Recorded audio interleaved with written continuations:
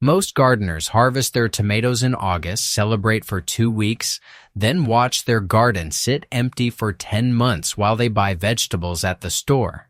But there's a planting strategy that produces fresh food every single week of the year from the same plot of ground without any additional space or expensive infrastructure. The problem isn't that your climate won't support year-round growing. It's that conventional gardening treats planting as a single event in spring, instead of a continuous process that keeps the soil productive 365 days a year. Here's how to grow food every week of the year using the succession planting system that John Seymour refined through decades of feeding his family from a small garden.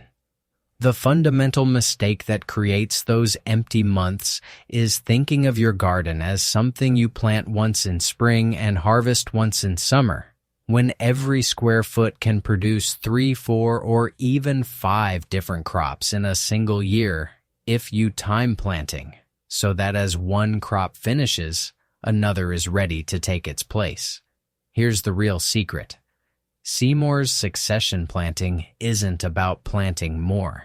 It's about planting smarter by understanding that different crops have different maturity times and temperature tolerances. And when you stagger plantings and interplant fast crops with slow crops, you create a garden that never stops producing because something is always growing, something is always ready to harvest, and something is always being planted to fill the next gap. The succession system works because it treats your garden like a factory assembly line where the process never stops running.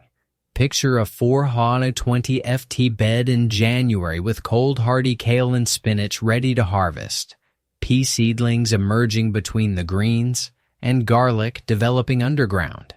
Then imagine that same bed in April with greens replaced by lettuce, peas climbing their trellis, and carrots sown in the gaps. Now this is the game changer. By May, the lettuce is being cut, and succession plantings of bush beans go in its place. The peas are producing heavily, and the carrots are ready for baby carrots, while the remaining plants size up. By July, the peas are finished, and tomatoes transplanted into their space take advantage of the nitrogen the peas fixed. The beans are producing, and the carrots are ready for main harvest with beets sown immediately after to use that open space. The system has 7 core strategies that work together to keep production continuous. And the first is understanding days to maturity for every crop you grow, which means knowing that radishes mature in 25 days, lettuce in 45, bush beans in 55, and tomatoes in 75 to 90. A radish planted today will be ready in 3.5 weeks. So if you want continuous radishes, you plant a new row every 2 weeks. This is where most gardeners fail. The second strategy is interplanting fast crops with slow crops, so that quick maturing vegetables use the space while slow ones are still small, then get harvested before the slow crops need the room. Plant lettuce between tomato seedlings in spring, and by the time the tomatoes are large enough to need the space, the lettuce has been harvested for 6 weeks and is long gone. Sow radishes between carrot seeds, and the radishes will be pulled in less than a month, while the carrots take 3 months to mature, which means you get 2 crops from the same space with no competition. The third strategy is using temperature zones to extend the season at both ends, which means understanding that some crops like spinach, kale, lettuce, peas, and all brassicas actually prefer cool weather and can be planted in very early spring or late summer for fall and winter harvest, while others like tomatoes, peppers, beans, and squash need warm soil and won't produce until summer. The conventional garden plants everything in May when the soil warms up, but the succession garden has cool season crops already producing by March because they were planted in February, or even earlier under simple cold frames or row covers. And here's the part nobody tells you. The fourth strategy is succession planting within the same crop, which means instead of planting all your lettuce on one day, you plant a small amount every 2 weeks from March through September, creating a continuous harvest where you're always cutting fresh lettuce instead of having a glut in May and nothing in July.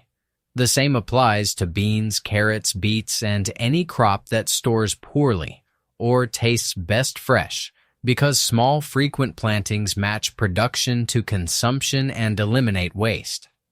The fifth strategy is using relay planting, where you start the next crop before the current one finishes.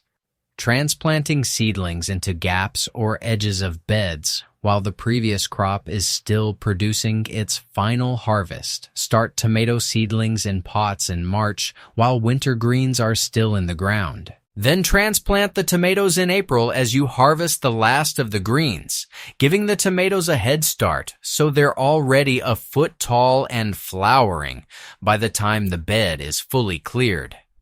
John Seymour believed that an empty bed is a failure of planning, not a necessity of seasons. And succession planting is how you eliminate those failures by keeping every square foot productive every day of the year. The sixth strategy is understanding cut and come again crops that produce continuously over months instead of all at once, which includes lettuce, chard, kale, and many herbs that you harvest by cutting outer leaves while the plant continues growing new ones from the center.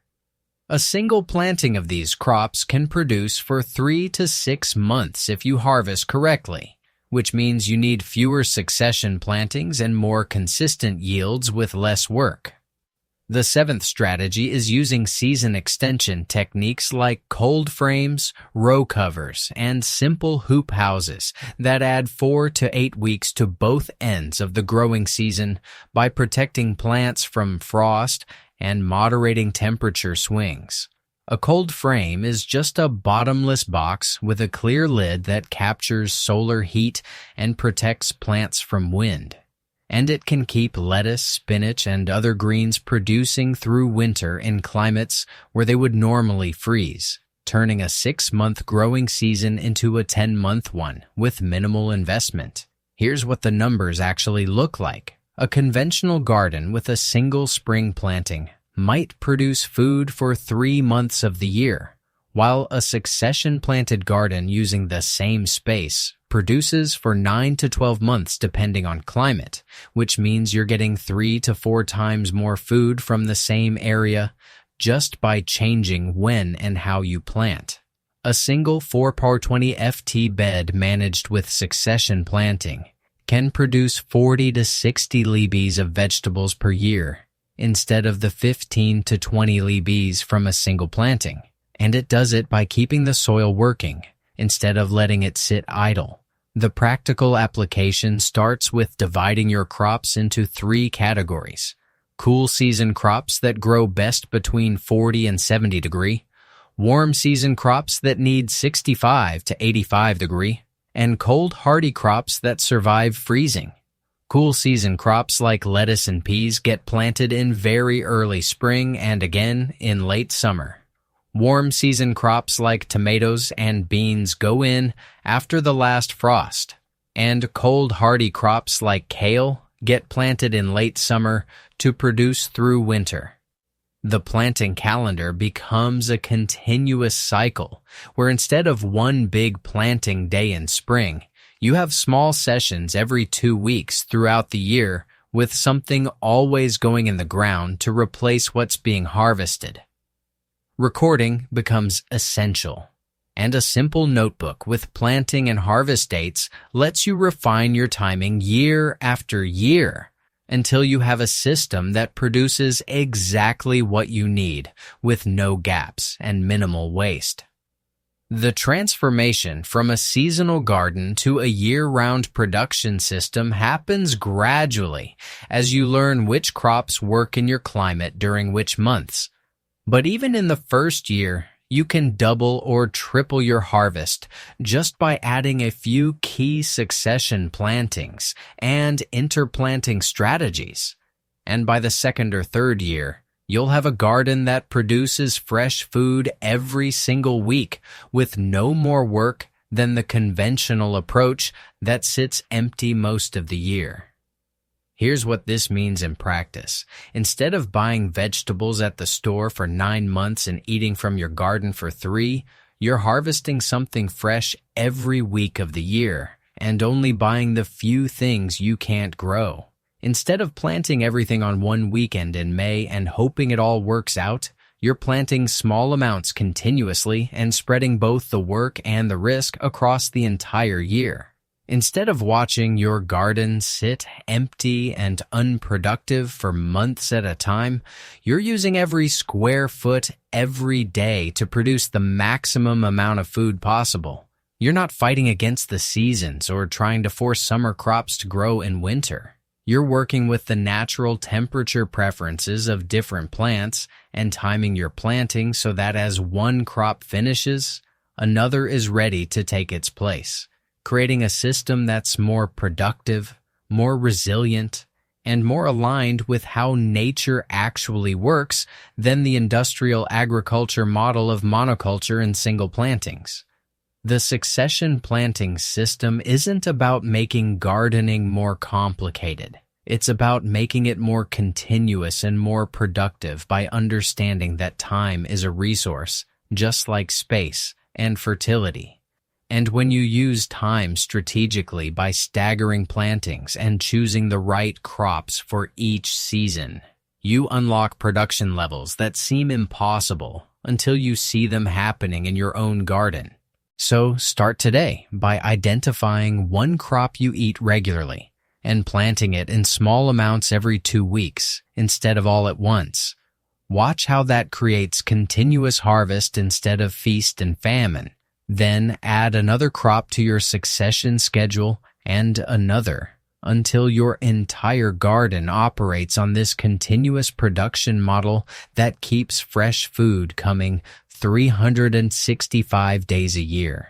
Time isn't the enemy of production. It's the tool that makes year-round growing possible. The moment you stop thinking of planting as an event and start treating it as a process, your garden becomes a perpetual harvest machine that never stops producing.